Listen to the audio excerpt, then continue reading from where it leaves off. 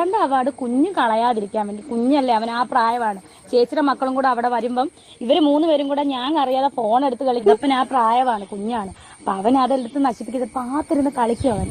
അവൻ അതെടുത്തിട്ട് ചിലപ്പം തടിയല്ലേ, അത് അങ്ങോട്ടും ഇങ്ങോട്ടും ഒടിച്ചു കളഞ്ഞാൽ പിന്നെ ഒരിക്കലും അത് നമുക്ക് ഉണ്ടാക്കാൻ പറ്റത്തില്ല. നമുക്ക് രേണുസുതി പറഞ്ഞ കാര്യങ്ങളുണ്ട്, ഈ കൊച്ചു പിള്ളേർ പോലും വിശ്വസിക്കില്ല, പിന്നെയാണ് ബാക്കിയുള്ളവരുടെ കാര്യം. ഇപ്പോൾ എല്ലാവരുടെ അടുത്തും ഇതേ കണക്കാണ് പറയുന്നത്. ഇതേ കണക്ക് പിള്ളേർ അവിടെ വരുമ്പോഴത്തേക്ക് ആ ട്രോഫി എന്തെങ്കിലും എടുത്ത് ചെയ്താലോ, അതുകൊണ്ടാണ് ഇതേ കൊണ്ടുപോയി കട്ടിലിൻ്റെ അടിയിൽ കൊണ്ടുപോയി വെച്ചതെന്നുള്ളൊരു കാര്യം. ഇപ്പോൾ അത് അങ്ങനെ തന്നെ എടുക്കുക എന്ന് വെച്ചുകൊണ്ടെങ്കിൽ ഇതേ കണക്കുള്ള ട്രോഫീസ്, അല്ലെങ്കിൽ നമ്മൾ ഏറ്റവും സ്നേഹിക്കുന്ന ഒരാൾ മരിച്ചുപോയി, അദ്ദേഹത്തിൻ്റെ ഓർമ്മയായിരിക്കും ഇതേ കണക്ക് ഉണ്ടാകുന്നത്. അതൊക്കെ ഉണ്ടെങ്കിൽ ആരെങ്കിലും എടുക്കുമെന്നൊക്കെ പേടിച്ചിട്ട് കട്ടിലിൻ്റെ അടിയിലാണ് കൊണ്ടുവെക്കേണ്ടത്. സേഫായിട്ടൊക്കെ എത്ര സ്ഥലങ്ങളുണ്ട്, ഇപ്പോൾ കുട്ടികൾക്ക് എത്താത്ത എത്ര സ്ഥലങ്ങൾ കാണും, അവിടെയൊക്കെ കൊണ്ടുവെക്കുക. അതൊന്നും അല്ലാതെ ഉണ്ടെങ്കിൽ ഇതേ കണക്ക് കട്ടിലിൻ്റെ അടിയിൽ കൊണ്ടുവെക്കുന്നതാണ് ഏറ്റവും സേഫ്. അതും കുട്ടികൾ അവിടെ നിന്ന് എടുക്കത്തൊന്നുമില്ല. ഇതിൽ നിന്ന് നമുക്ക് മനസ്സിലാക്കാൻ സാധിക്കുന്നത് ഇത്രയേ ഉള്ളൂ. രേണുസുതി ഉണ്ടെങ്കിൽ സുതിയെ പറ്റി ഭയങ്കരമായിട്ട് വില കൊടുക്കുന്നതെന്നുള്ളൊരു കാര്യമാണ്.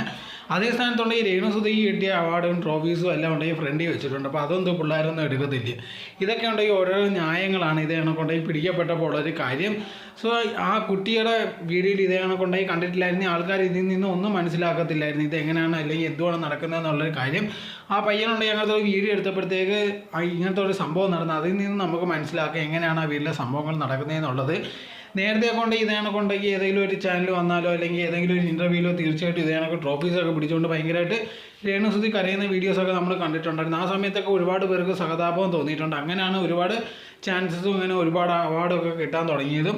സോ ഇപ്പോഴത്തേക്കുണ്ടെങ്കിൽ രേണുസുതിക്ക് അതിൻ്റെ ആവശ്യമില്ല. കാരണം തനിക്കുന്ന ഒരു പേരിപ്പോൾ ഉണ്ടാക്കിയെടുത്ത്, ഇപ്പോൾ തനിക്കുന്ന ഒരുപാട് അവാർഡുകളും അതുപോലെ തന്നെ ഒരുപാട് കാര്യങ്ങളും ഉണ്ടായതുകൊണ്ട് തന്നെ തനിക്കുണ്ടെങ്കിൽ ഭർത്താവിൻ്റെ ഒരു ആവശ്യമേ ഇല്ല, അല്ലെങ്കിൽ അതിനൊരു വിലയില്ലാത്ത രീതിയിലാണ് അത് കാണിച്ചിരിക്കുന്നത്. ഇപ്പോൾ ഒരുപാട് പേര് ന്യായീകരിക്കാൻ സാധ്യതയുണ്ട്, അത് അങ്ങനെയല്ല ഇങ്ങനെയാണെന്നുള്ള രീതിയിൽ.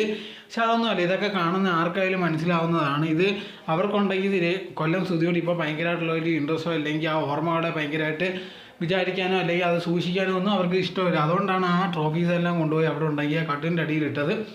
ഇതുണ്ടെങ്കിൽ വെളിയിൽ വന്നിട്ടുണ്ടെങ്കിൽ ഒരുപാട് പേര് ഇത് കാണുകയും ഇതുണ്ടെങ്കിൽ എന്തോ എന്നുള്ള കാര്യങ്ങൾ ചോദിക്കുക, അല്ലെങ്കിൽ ഒരുപാട് പേര് ട്രോൾ ചെയ്യും പൊങ്കാല ഇടുന്നതൊക്കെ കണ്ടപ്പോഴാണ് ഇതാണ് കൊണ്ടുപോയി രേണുസുതി വന്നിട്ട് അതെങ്ങനെയല്ല ഇങ്ങനെയാണ് പയ്യനുണ്ടെങ്കിൽ അറിയാതെ ചെയ്തതാണ് അങ്ങനത്തുള്ള കാര്യങ്ങളൊക്കെ പറഞ്ഞുകൊണ്ട് വരുന്നത്. അതല്ലാതെ കുറ്റബോധം അല്ലെങ്കിൽ യഥാർത്ഥത്തിൽ അങ്ങനെ ചെയ്തതെന്ന് സമ്മതിക്കുക ഇതുവരെ തയ്യാറായിട്ടില്ല. നിങ്ങൾക്ക് ഇതിനെപ്പറ്റിയുള്ള അഭിപ്രായം എന്താണെന്ന് കമൻറ്റ് ബോക്സിൽ കമൻറ്റ് ചെയ്യൂ. നിങ്ങൾ ഈ ചാനൽ ആദ്യമായിട്ടാണെങ്കിൽ മറക്കാതെ ലൈക്ക് ചെയ്യൂ, ഷെയർ ചെയ്യൂ, കമൻറ്റ് ചെയ്യൂ, മറക്കാതെ സബ്സ്ക്രൈബ് ചെയ്ത് അടുത്തുള്ള ബെൽ ബട്ടൺ അമർത്തുക. എന്നാലും ഞാൻ ഇനി ചെയ്യുന്ന വീഡിയോസ് എല്ലാം നിങ്ങൾക്ക് നോട്ടിഫിക്കേഷനേ വരികയുള്ളൂ.